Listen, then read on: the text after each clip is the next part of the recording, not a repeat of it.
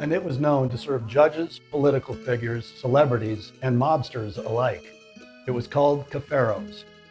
And among other things on the menu, Sharky Cafiero was known for his Italian steak rolls in New York City. In addition to their amazing flavor, it goes well with any season and virtually any occasion. They work perfectly as an entree or an appetizer.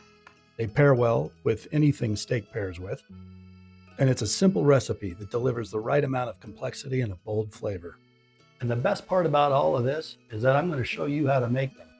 Not tomorrow, not the day after, but right now. I let a stick of butter come up to room temperature, which usually takes about an hour. I use a whole steak if I'm making 2 to 3 flank steaks, like I am today. Then I mince fresh parsley. And I want a bold parsley flavor, so I don't use dried parsley. Then I mince some fresh crushed garlic, but I've used the jarred garlic also. Then I add the garlic and the parsley to the butter, then add grated parmesan. Then I combine it using my hand versus a utensil because the body heat from my hand helps it become a paste more quickly and more thoroughly combines the ingredients. This is what it looks like all combined. And if I make too much, not to worry. I've used the leftover paste on chicken while I'm grilling it, likewise burgers, as well as garlic bread before I put it in the oven. I've also put it on baked green beans. Suffice to say, it's versatile. So I keep the flank steak in the refrigerator until the moment I'm ready to start cutting them into strips like I'm showing you here. Now I'm going to fillet the flank steak strips, which has to be done carefully for obvious reasons, and they can only be filleted by cutting with the grain of the meat. They fillet much more easily when the steak is cold. I found that a serrated bread knife works best, and I think it's because I have to apply slight pressure on top of the steak with my other hand.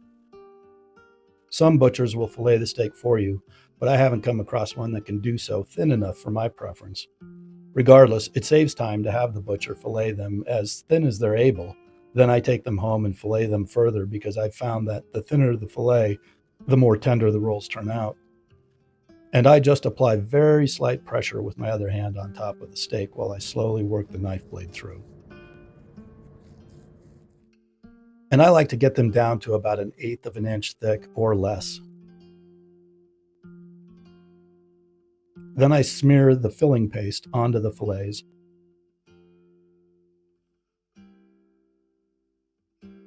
And roll them back onto themselves 2 to 3 times, then make a cut.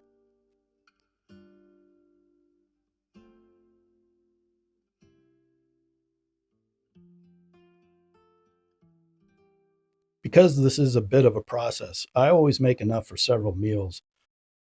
I put meal portions into food saver bags, vacuum seal them like this, and put them in the fridge or freezer so that when I want to cook them, I just defrost and put them on a skewer.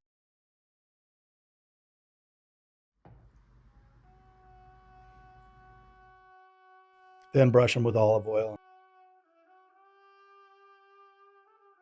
and let them hang out at room temp while I prepare my side dishes.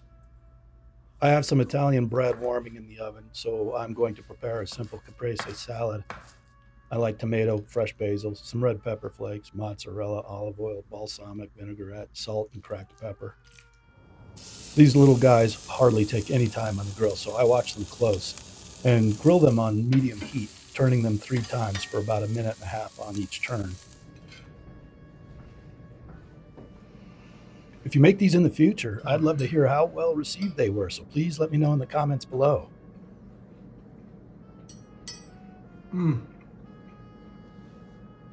Get off of my property. Oh my goodness.